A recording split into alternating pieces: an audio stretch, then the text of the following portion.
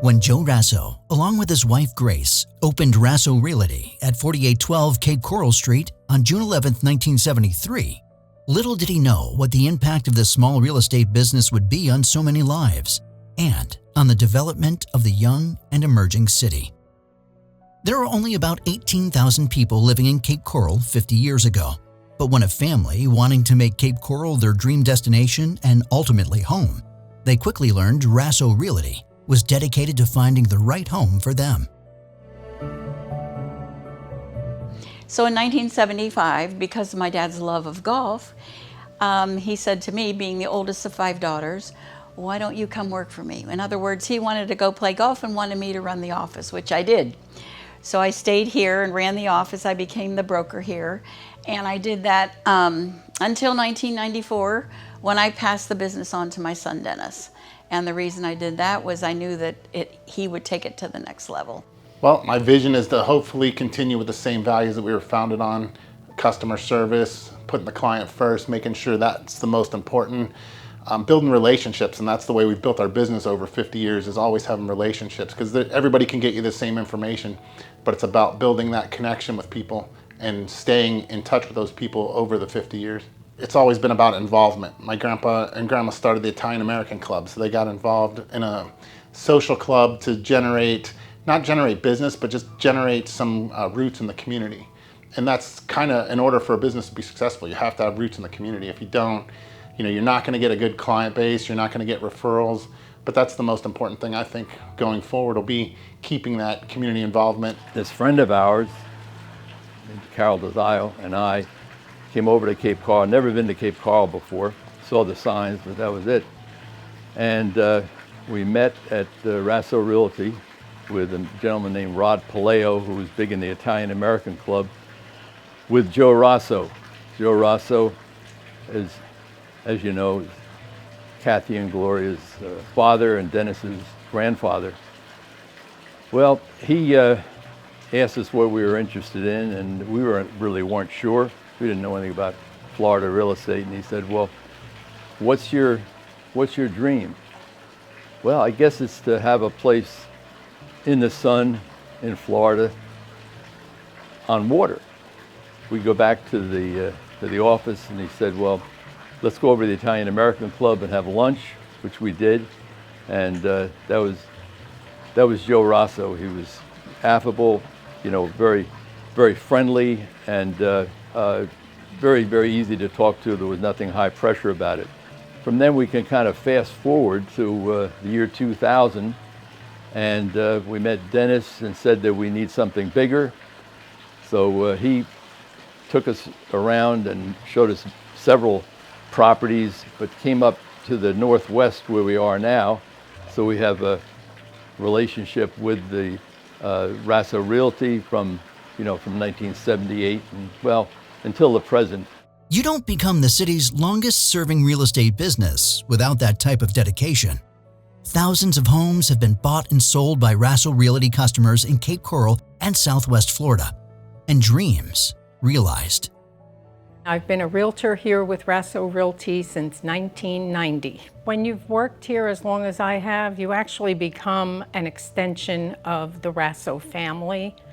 We've been to weddings, we've been to funerals, we've been to births, grandkids, nieces and nephews, and those are fond memories. My husband and I decided we were going to retire in Florida, so we found Raso on the Yellow Pages. I think back then we still had the Yellow Pages. You build a relationship with your agent more, and so we decided we were going to start buying and fixing up houses and renting them out or flipping. Back in those days it was very, very popular, and Raso was right there. We were getting calls when we weren't even looking, and it's like, I've got this great house for you. And so we'd go, and they were always available. Here's how it all happened. I wanted to find the best realty company in Cape Coral. So I typed in best realty company in Cape Coral, and Raso Realty came up. And I think, I like that. So I came down, I talked to Dennis, and I said, I just got my real estate license. And he said, you're hired. number one.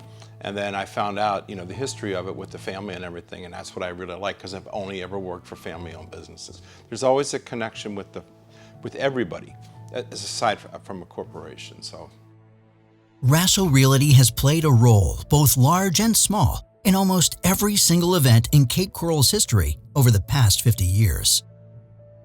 It's been a good experience. I came into it in 2009 when the market was slow. Deals weren't as common and they were a lot smaller then, but you know, we learned how to do short sales, and Gloria and I were listing REO properties for Bank of America at the time, and you know, it's kind of come full circle to really busy market now the last few years, and we're doing tons of deals, and you know, it's a very busy market. Okay, we kind of met Pat by accident, because we were getting extremely frustrated with the market because it was very difficult to find a home that had the elements that we wanted and needed. And so we went to Zillow, actually, because the houses that were popping up were going so fast. I told Zillow, we're coming down, like right now. I need to hook up with somebody in the area. And what they did is they hooked us up with Pat. Raso Realty realtor Gloria Tate, the daughter of Joe and Grace Raso, who is the second longest serving Cape Coral City Council member in the history of her city. She's not only been a part of history, but made history in the city over the past 5 decades.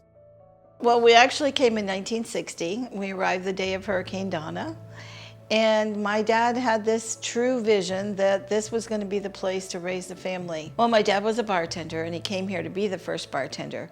But one day he came home and told us he had had enough, and he wanted to go into the real estate business. So we helped him study, and he became a realtor with Gulf American Land Corporation. And he was what they call a closer, and I need to tell you this. He was a TO man, so he had microphones in his office, and when he saw that people were not going to be able to close, he would come in, do his thing, and somehow convince them to buy the land.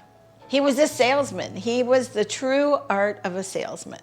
And I think that is what inspired me. Well, this building was built in 1963, and it was across the street from what was the Nautilus Hotel and the general store and the bar where he worked at night. So he looked at that building all the time, and he realized that that was something he wanted to own. And that is how Raso Realty came into being. Our roots go so deep that people believe that we do understand what's going on in the community. We do keep up with rules and laws and changes.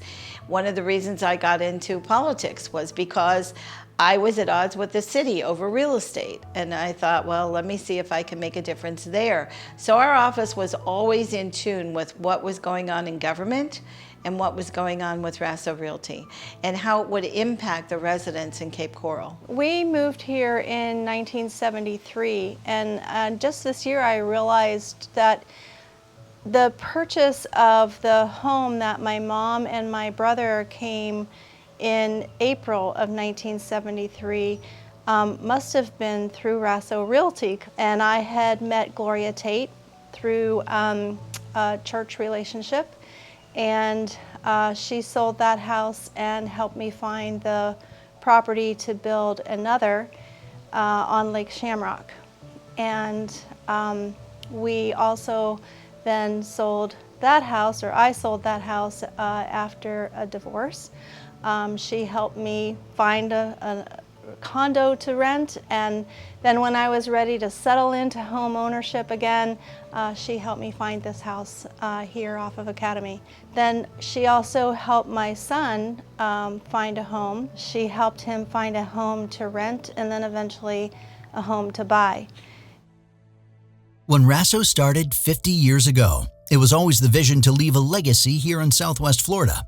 And the next generation of Raso family looks forward to building on the tremendous legacy that has been established. Just a few hallmarks for this amazing firm. The opening of 2 new city halls, one in 1974 and the next in 2001. Cape Coral's first hospital opened in 1977. The opening of the Midpoint Bridge in 1997. The opening of the Cape Coral Art Centers and History Museum. opening of a new police headquarters, as well as the building or rebuilding of 12 new fire stations.